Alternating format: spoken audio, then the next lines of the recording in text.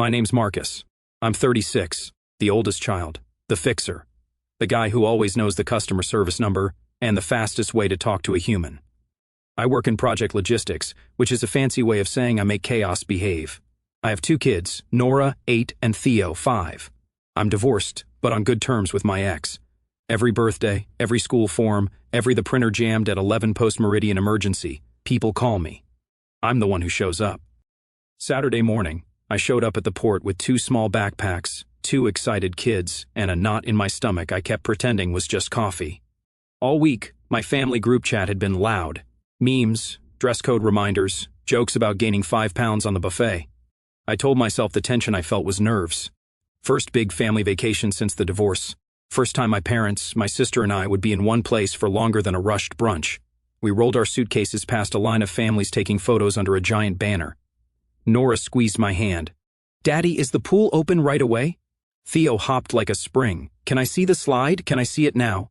We found my sister at the dock rail. Jenna, younger by 4 years, big sunglasses, bigger energy. She saw me and did that 2-finger wave that says I'm busy being important. "You told me the family cruise was booked for everyone," I said, keeping my voice level. "Cabins connected. One for me and the kids, one for you, one for Mom and Dad." Jenna's smile didn't reach her eyes. "Oops," she said, twisting her mouth like she'd eaten a lemon and wanted the world to applaud. "We forgot you had kids." I laughed, then realized she wasn't joking. "Excuse me. They flagged the kids," she said as if she were talking about luggage. "It's kind of, well, the itinerary changed. There's an adults-only pool deck restriction for the block we got. Don't worry, there's a kids' club wait list." "Wait list?" Nora stopped smiling. Theo's hand went cold in mine. Jenna shrugged. "Just for the first couple days. Anyway, we already turned in our boarding forms. You'll figure it out." Mom appeared, smoothing her cardigan like she could iron the moment flat. "Marcus, don't make a scene. I'm trying to understand," I said. "Who booked the rooms?" Jenna smiled again. Brighter, faker me. "Obviously, they preferred one contact and you're always so busy, so I handled it." I looked at the bracelet on her wrist, the cruise line logo, the little silver ship, matching one on my mom, matching one on my dad, the kind you pick up after checking my kids didn't have bracelets. I didn't either. "Where are our passes?" I asked. Jenna tilted her head. "About that, the system wouldn't let me add children to our block. You know how these packages are, but it'll be fine. Go to guest services and ask. Maybe they can squeeze you in somewhere. We're already pre-boarding for the spa tour." Theo tugged my sleeve. "Daddy, do we get bracelets?" I looked at my sister, at the ship, at the line of families moving forward, then at the locked look in Jenna's face, the one I knew from childhood. "We already decided without you." "Why didn't you call me?" I asked. Her mouth twitched. "Because every time I call you, you give me a speech. I thought you'd be grateful for being excluded." My dad loomed behind my mom, hands in pockets, voice heavy. "Son, let it go. We're going to miss our slot." Nora's voice was small. "Are we not going?" Jenna leaned in, sunglasses glinting. "It's just logistics, Marcus. Don't be dramatic." I stared at the ship a long beat, the smell of fuel, the gulls, the kids' backpacks warm in my hands. 20 minutes later, when Jenna texted the group chat, "Boarded drinks." "Who?" I didn't follow. I watched the last wave crash against the dock and felt something in me go very, very still. Behind me, Theo whispered, "Daddy." I knelt to his height and smoothed his hair. "We're okay," I said, "I promise." A dock loudspeaker crackled. People cheered. The ship horn blared. That was the trigger. That was the sentence I couldn't swallow. "We forgot you had kids," I repeated under my breath. My phone buzzed again. This time it wasn't a text. It was a charge. And I remembered exactly who paid the deposit. I didn't move. Not yet. I just watched the ship and breathed, and I let the quiet harden into a decision that would change the rest of my year. It didn't start at the dock. It never does. It starts in smaller rooms with softer voices. When our dad had his surgery last year, I took 1 week off and slept on a hospital chair that felt like a folding ladder. Jenna posted a black and white photo of her holding Dad's hand with the caption, "Family is everything," and got 200 likes. I changed his wound dressings and figured out which pharmacy had the generic at half cost. Nobody liked that. There's no heart reaction for a spreadsheet. Growing up, Jenna learned to be the favorite. Loud, shiny, self-promoting. I learned to be useful. If a faucet leaked, I fixed it. If a teacher confused forms, I wrote the email. When money was tight, I picked up side gigs and slid the difference to Mom's account. When Jenna's car got repossessed, I paid the impound fees just this once. It happened 3 times. We called it family. What it was, I was a walking buffer. The cruise idea started with Mom's birthday. 70. We should all go, Jenna announced in the chat, sending a link to a glossy video of sunsets and giant water slides. Group rate if we snag it this week. It's so cheap, I ran numbers. I can swing it if the kids are included. I wrote, 2 cabins connected. I'll cover mine. I'll put the deposit down today to lock it. Marcus, Jenna posted balloons. Hero. I paid the deposit on my card. The cruise line broke it into chunks. Booking fee now, balance due 6 weeks out. I asked for receipts to be forwarded to my email. Jenna said the system was being weird and asked if she could be primary contact just for forms. I said fine because I was juggling a deadline and because trusting your sister shouldn't require a legal review. 2 days later, she added a surprise detour, private beach day. My gift, she wrote. She attached a photo of cabanas with curtains like wedding veils. I asked if kids were allowed. She sent a winky face and said they'll love the sand. Little things started to tilt. She moved our dinner time to the late seating because the early slot is for toddlers. She swapped our floor because Mom gets seasick if she's not midship. Each change pinged my card as adjustment minimal. I didn't argue. I was tired. Then came the group chat pressure. Marcus, can you also pay the gratuities up front? It's easier if one person does it. Jenna said, I'll Venmo you later. I typed and erased 3 times. Okay, I'll pay, but I need everyone's part before final payment. Mom chimed in with the classic line. You know, we're good for it. We are not, I thought. But I was taught to keep the peace. I covered the balance and set calendar reminders to collect. I sent polite nudges. Jenna sent gifs of ducks wearing sunglasses. After payday, she wrote. Payday came and went. 3 weeks out, Jenna messaged me directly. Quick thing. The ship upgraded our block to the Serenity deck because they loved my story about Mom's birthday. Isn't that sweet? The Serenity deck. Adults only, Jenna. I wrote, the kids. She took 8 hours to respond. They'll have so much fun in the club. It's supervised. They're 8 and 5. I checked. Nora is eligible. Theo's borderline, but they make exceptions. Borderline. It's fine. She wrote. Don't nitpick. You make everything hard. I called. She didn't pick up. Later, she left me a voice note with fake cheer. Hey, just saw this. I'm at a nail appointment. You're overthinking. Let me handle the fun stuff. You handle whatever it is you handle. 2 days later, my card got hit for priority boarding packages and welcome cocktails. We don't drink. Why did you add that? I texted Jenna. It's a vibe. Me, remove it, Jenna. Already processed. Chill. I sat at my kitchen table with my budget open, my kids coloring beside me, and felt the outline of a decision I didn't want to make. I've always believed you can set boundaries without blowing up the bridge. But what if the bridge only exists to move money from you to someone else? On Thursday, I met Mom for coffee. I tried to explain. I want this to work, but the deck change puts us on different floors. The kids are the point. It's a family trip. Mom stirred sugar like it owed her rent. Your sister planned this whole thing. Just say thank you. I paid, I said gently. She looked offended. Don't throw money in our faces. I'm throwing facts, I said. We're not on the same deck. The kids won't have pool access with you. Mom exhaled. Can't you let your sister have one nice thing without poking holes? It was wild to hear one nice thing after years of me quietly plugging holes no one else admitted existed. I changed tactics.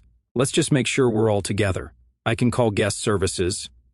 Mom waved a hand. Marcus, stop. It's handled. Friday night, I packed the kids' swimsuits and 3 types of sunscreen because somehow that has always been my job, and I told myself I was being paranoid. At 9 post-meridian, a new charge hit my card. Cabin reassignment fee. I called Jenna again, no answer. A minute later she texted, can't talk, spray tan. I didn't sleep, my stomach felt like a locked fist. At 5 ante-meridian, I made pancakes and pretended to be excited. At 7 ante-meridian, we loaded the car. At 9:30 we rolled our suitcases to the dock. And at 10:05 my sister told me, oops, we forgot you had kids, like my children were a footnote that could be edited out of the document. Behind the scenes, there was something worse. I wasn't just excluded, I was being positioned to pay and disappear. While I stood at the rail, my phone kept buzzing. $128 here, $56 there.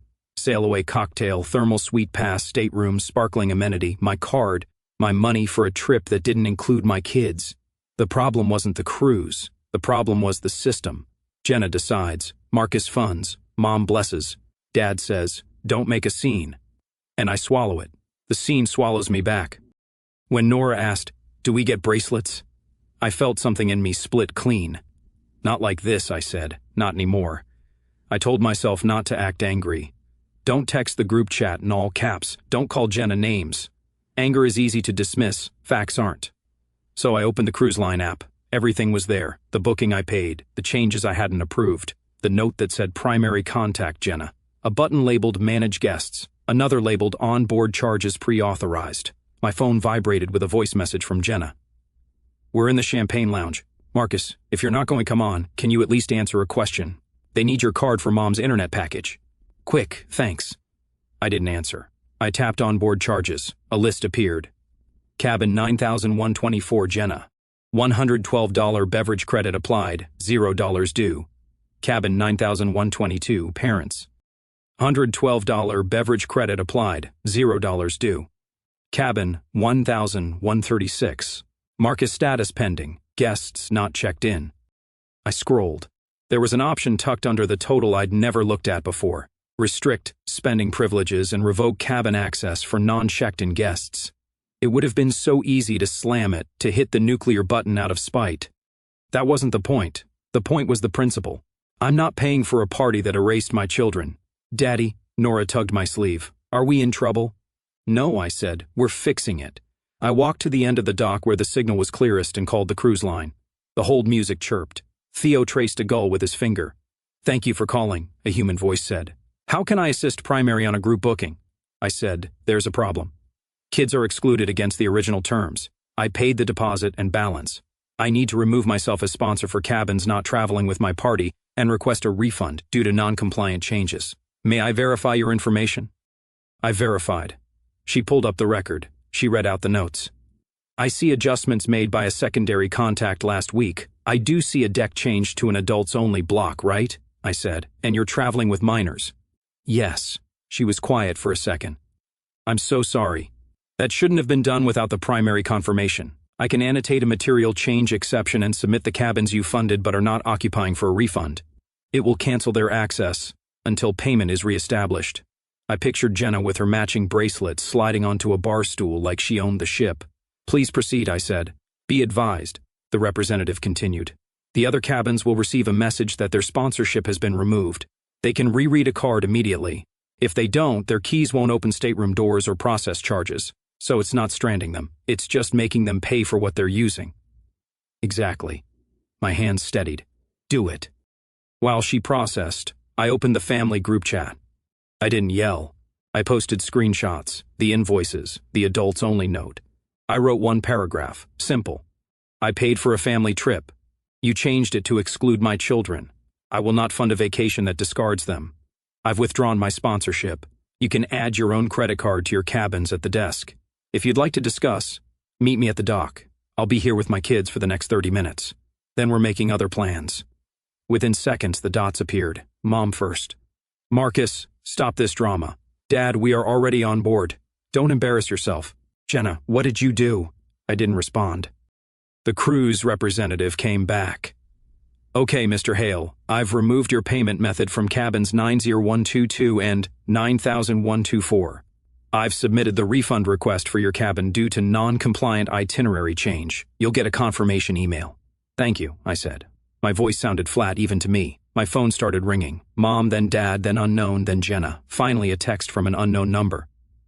This is guest services. Your party needs you to come fix the payment. I typed back. No. Then Jenna's caps lock came through. What did you do? I pictured her at the counter, the smile gone, the tone sharp, the staff unamused. I kept my reply boring. I stopped paying for you. She sent 9 bubble bursts in a row. Marcus, Mom called from the gangway above, voice tight like I was an employee taking an unauthorized break. Come aboard. We'll talk in the lounge. I looked up at them. Jenna with her sunglasses pushed into her hair. Mom with her performative outrage. Dad with his hands still in his pockets. No, I said we'll talk here. Jenna rolled her eyes. You are so petty. Add the card back. You already paid. Why throw a fit at the finish line? Because there is no we in a trip that pretends my kids don't exist. I said, say it out loud. Jenna, you switched decks to adults only. You knew. She opened her mouth, closed it. The upgrade was a gift. Don't punish us for taking care of Mom. Punish, I said calm. I kept my calm. You moved the goalposts and expected the same wallet.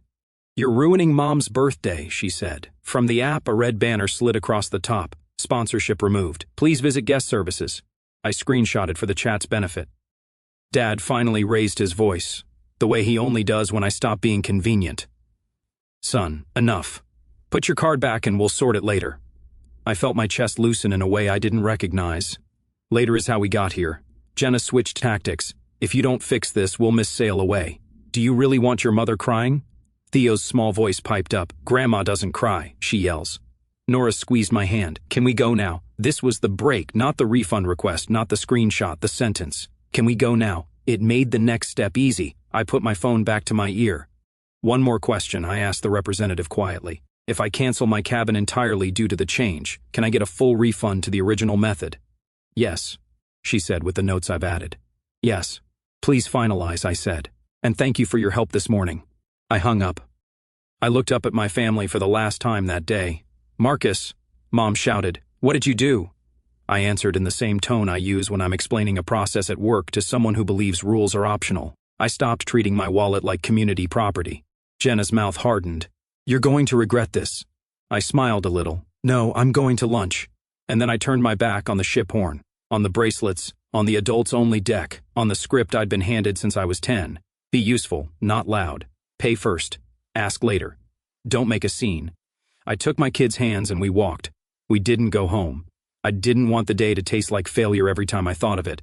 We drove 20 minutes down the coast to a little motel with a faded sign and a manager who slid crayons across the counter without asking. I paid in cash. The room smelled like salt and old carpet. The kids climbed onto the beds and bounced, laughing. And then we walked to a taco stand where the salsa came in plastic cups with handwritten labels. Hot, hotter, regret. Over lunch, Nora asked the question I'd been bracing for. Are they mad? Yes, I said. Honesty, they're very mad. Did we do something wrong? Theo asked. No, I said. We just showed them our boundary. Like when we don't let kids cut the line at the slide, Nora said. Exactly like that, I said. My phone pulsed all afternoon. Messages rolled in like weather. Mom alternated between guilt, your poor mother is humiliated, and threat. We will never forget this. Dad sent 2 sentences. You need help. I'm disappointed in you. Jenna's were a spray of accusations. Selfish, petty, grow up. I'll never forgive you. Then came the relatives. An aunt I hadn't heard from in months. Your mother is in tears. A cousin. I wouldn't have done that to my sister. Another. You stranded them. I responded once to the group. The staff told you clearly how to add your own card at the counter. You chose not to. That isn't stranding. That's adulthood. Then I turned off notifications. 2 hours later, the cruise line emailed, refund initiated. Another email. Your request has been approved due to material change. The numbers were neat, factual. Deposit, balance, taxes, fees. The words that mattered most were simple. Back to my card. By sunset, I had booked a different plan. Not a cruise, not a grand gesture. A 3-night cabin at a lakeside campground 2 hours inland. The photos promised kayaks, a fire pit, and a laundry room that took quarters. No bracelets, no adults, only anything. I texted my ex, Elise. Change of plans. Can I keep the kids through Wednesday if I plan something safe and fun? Her reply was a minute later. No drama, like oxygen. Of course. Are they okay? They're good, I wrote. We all are. At the motel pool, Nora practiced floating and Theo practiced splash cannonballs. I sat on a plastic chair and stared at my phone, thumb hovering over the group chat icon, the old reflex curling in my hand. If I open it, I fix it. If I fix it, nothing changes. I put the phone face down and watched my kids instead. The next morning, we drove to the lake. The water was the color of bottle glass. A pair of ducks patrolled the shore like mall cops. We rented a kayak and let the kids argue over who got to shout, "Captain!"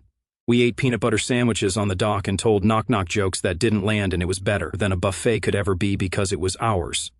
Meanwhile, on the ship, the drama finally began to leak the other way. Jenna's friend Julia, the one who lives for Instagram, posted a story from a hallway with the caption, "Of course this would happen to us." Behind her, you could hear Mom's voice at full tilt. "We are family. Does that mean nothing to you people?" A minute later, another story. When guest services says you need your own credit card but your brother ruined everything. A poll under it, Team Jenna or Team Scrooge. I didn't vote.